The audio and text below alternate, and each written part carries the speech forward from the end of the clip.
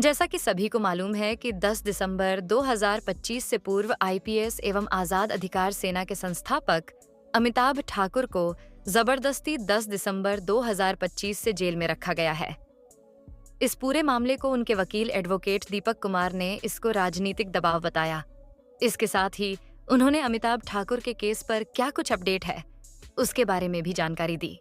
वकील दीपक कुमार जी, पूर्व आईपीएस अमिताभ ठाकुर जी के केस पर क्या कुछ नया अपडेट आ रहा है, उसके बारे में बताइए। अमिताभ ठाकुर जी के केस में क्राइम नंबर 6/2026 में थाना गोमती नगर विस्तार की विवेचक महोदय द्वारा उसमें जो है इन्होंने 16 फरवरी को इन्होंने बी वारंट माननीय न्यायालय सीजीएम लखनऊ से जारी कराया था।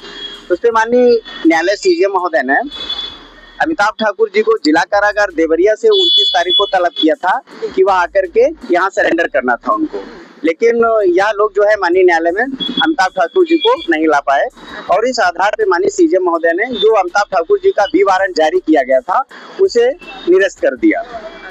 और बेल पर क्या कुछ हो रहा है अभी, किस तरीके का आदेश आया है? हाँ, अभी अमिताभ ठाकुर जी का हम लोगों ने यहाँ पे एंटीसिपेटिव बेल मूव कर रखी है और उसमें माननीय न्यायालय ने एडीजे 6 साहब ने उसमें जो है थाना से आख्याति तलब किया है। तो क्या कुछ अनुमान है कब तक बेल के चांसेस है? या तो माननीय न्यायालय ही तय करेगा, इस पे तो अभी हम लोग कुछ नहीं कह सकते, लेकिन पूरा उम्मीद है कि हमें न्यायालय से रिलीफ मिलेगी। देखा जा रहा है इस केस को लेकर काफी गहमा गहमी है, बहुत प्रेशर हो रहा है, उसको लेकर क्या कुछ कहेंगे? अब प्रेशर क्या, अभी तो हमें अमिताभ जी से बात हुआ तो सुनने में आ रहा है कि एक मात्र पॉलिटिकल प्रेशर है, इसीलिए मात्र उनके साथ ये सब चीजें हो रही हैं। अभी तो हम लोग न्यायालय में है, न्यायालय से हमें पूरी उम्मीद है कि न्यायालय से हमें न्याय मिलेगा। पूरे केस में एक ही विवेचक है?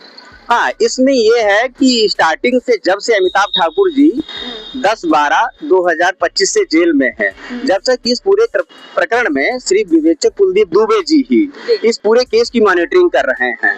जबकि मैं तो उनका काफी पहले से ही मैं उनके सारे केसेस करता हूं, तो उनके घर से मुझे पूछा गया कि क्योंकि मैं उनका लीगल काउंसिल हूं, तो उन्होंने मुझसे पूछा कि अमिताभ जी के बारे में ऐसा ऐसा हुआ, उनको रात में चलती ट्रेन से शाहजहांपुर से उनको जबरन उतार लिया गया था।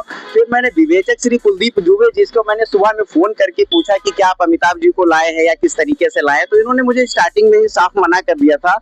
मैं अमिताभ ठाकुर जी के बारे फिर उसके बाद मैंने डीजी साहब को भी एक पत्र लिख करके भी मैंने उनसे पूछा था।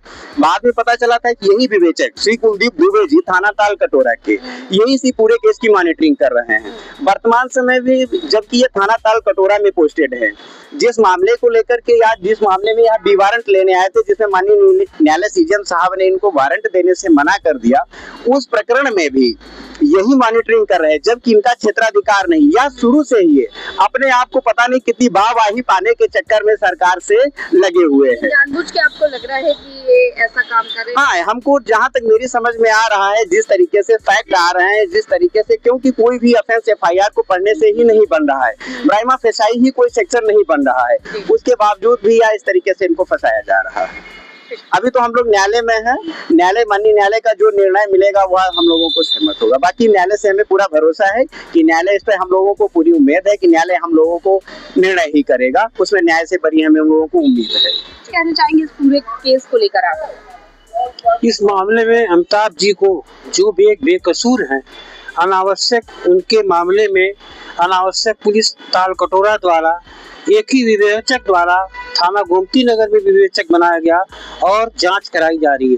उनको कोई भी चीज ऐसी नहीं प्राप्त हो रही है जिससे वो अमिताभ ठाकुर को गिरफ्तार कर सके। जबरिया उल्टे सीधे केस लगा के उनको कोर्ट से रिहा होने से पूर्व कोर्ट में पुलिस कस्टडी में लेना चाहते हैं। आज के दिन ताल कटोरा की तरफ से एक एप्लीकेशन सीजीएम कार्यालय में दाखिल की गई थी कि जो भी वारंट वापस ले लिया है न्यायालय ने, उस वारंट को पुनः जारी कर दिया जाए।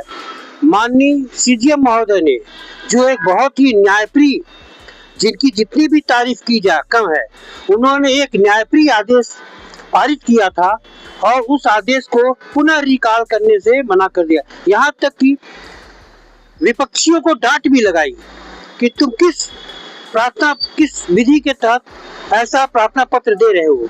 कुछ ध्यान रखा करो, नहीं तो मैं तुम्हारे विरुद्ध कार्रवाई भी कर सकता हूँ।